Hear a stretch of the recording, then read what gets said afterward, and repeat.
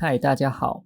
这个影片将会讲述这场景中这种植物的做法。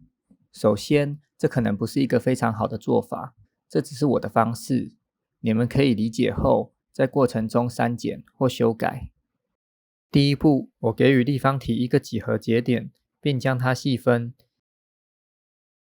然后在它的表面散布许多点，接着将点与球体组合在一起。这边我整理一下线。第二步，我创建一颗球，准备将它当作叶子，将球的面数减为4×2，并将半径设为0.2。为了让轴心在叶子的根部，我让它往上移动0.2。为了让叶子更细长，我让它 XY 缩小至0.7，将这两个节点组合在一起，并将它们命名。回到一开始创建的球与点上，将这些点的 instance 指定为刚刚制作的叶子。再利用球体的发线，让叶子垂直于球体的表面。接下来打算制作叶子随风摇曳的效果，得让它再次旋转。这边利用噪讯纹理，让每片叶子的旋转不一样。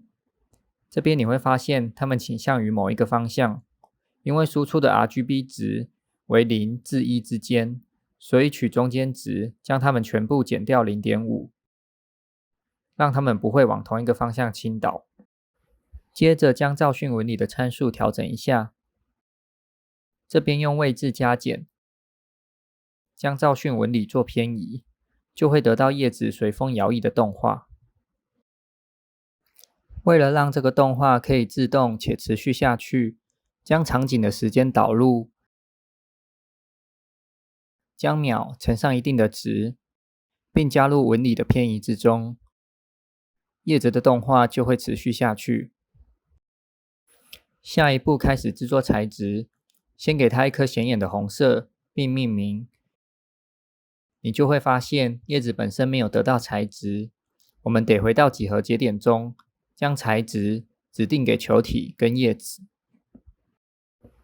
下一步，我们让球体的发线以向量及名字的方式记录起来。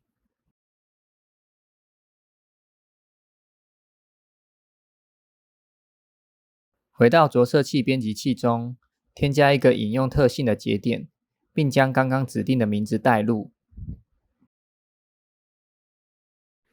你会发现球体的发线资讯已经成功传入材质之中。我们将叶子的发线也以同样的方式记录起来。这边并没有变化，因此我们需要将叶子转换为真实的几何体。有了。接下来回到着色器编辑器，使用向量计算，将几何体的发线与额外一组向量做内积，会得到一个带有正负的浮点值。这边你会看到，当额外的向量总长度大于1时，得到的值会超出-1到1之间的范围。为了解决这个问题，我们将额外输入的向量进行归一化，使它的长度永远维持在1。接下来，我们将得到的值进行正负加减，就会得到光影偏移的效果。然后重新映射原本-1至1之间的值到0至1之间。接着使用色彩渐变调整0至1之间的颜色变化。这边就是依据你对颜色的喜好进行调整就可以了。目前这个风格化植物的架构就大致完成了。接着，我们为了让每一个植物的物件都能快速的微调，我们将部分需要用到的数值连接到群组输入之中，这样我们就可以在修改器栏位中进行微调。这边我让叶子的大小有随机变化，给它的缩放带入一个随机值。最后再整理一下线，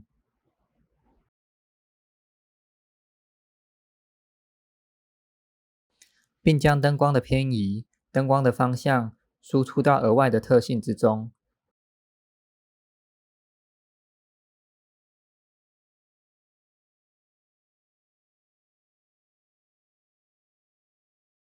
再将这些数值好好命名，让之后使用时可以更明白。